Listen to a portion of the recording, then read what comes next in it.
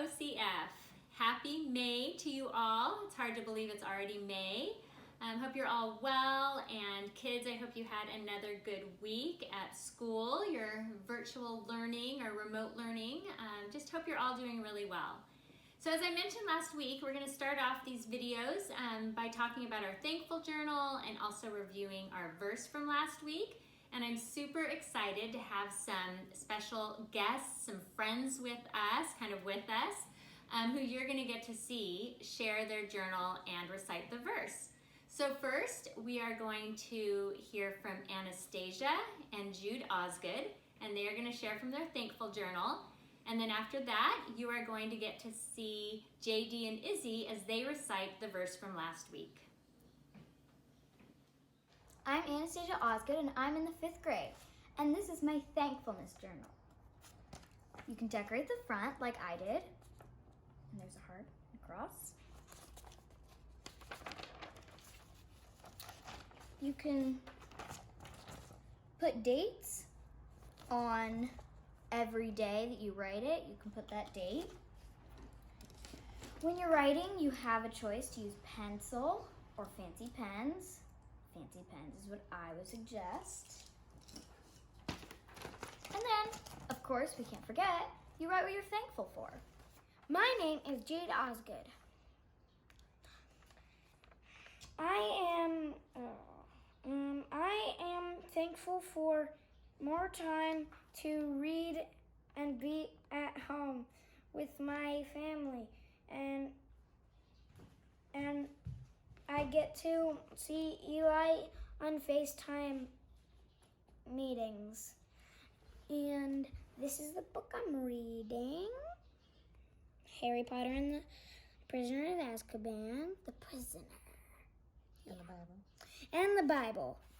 Ooh. Praise him for his mighty deeds. Praise him according to his excellent greatness. Psalms 152. Thank you so much, kids. It was so great hearing from you. Brenda and I love hearing from you guys. We love hearing about what you're putting in your journals. We love to hear how you're practicing your memory verses, just what you're doing throughout the week. So please continue to reach out and keep in touch. Now, as we transition into this week's story, of course, I have another little game to play. It's called the Favorite Foods Game. So, you don't really need anything. What you just need to do is listen to the food that I say, and then if you like the food, stand up. And if you don't like it, you can sit down. Okay, let me think of some foods here. Broccoli. I wonder how many of you stood up. Hamburgers. French fries. Edamame. I love edamame. Tacos. Pancakes. Apples.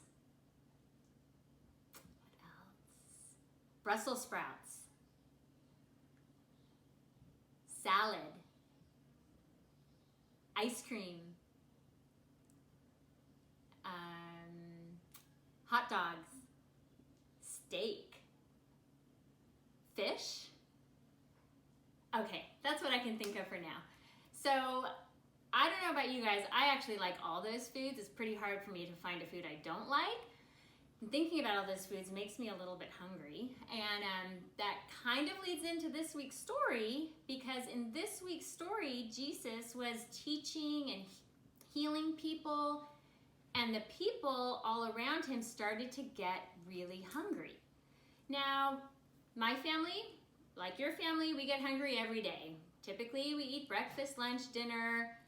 I know everyone's gonna get hungry, so I plan ahead and I think of the meal and I grocery shop and I prepare, and that's just to feed the 4 of us.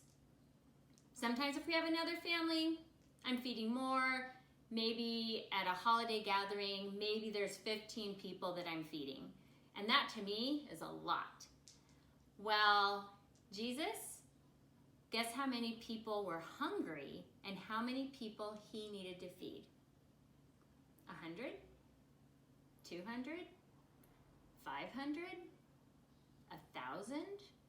2,000? 5,000 people.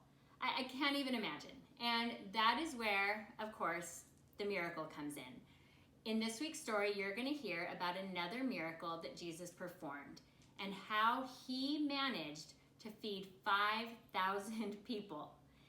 Now, a little background to the story is that the Gospels, I'm sure you guys have probably heard that word, the Gospels in the Bible are the books of Matthew, Mark, Luke, and John. And throughout those Gospels, there are stories that tell what Jesus did on earth. Now, what's interesting about this week's story and what is really neat and special is that this week's story can be found in all 4 Gospels. Somebody wrote details in each of the Gospels, and just like the whole Bible, they all fit together, and all of those details come together to help tell this story. So I think you're going to really enjoy listening to the story when Brenda shares it with you. And I want to remind us, why did Jesus perform these miracles? And it was to show that he is God's son. And in this story, you are going to see more examples of how Jesus cares about you, he is compassionate, and he wants to meet all of our needs. And he does that, and that brings us to this week's memory verse. This week's memory verse is from the book of John 6:35. Jesus said to them, "I am the bread of life. Whoever comes to me shall not hunger, and whoever believes in me shall not thirst." So he is saying that he will meet all of our needs. And he, Jesus, is our primary need. Yes, we need food and water. Those are definitely things we need. But Jesus is our primary need. We need Jesus more than we need anything else. Jesus is the source, as we've talked about, of abundant life and eternal life.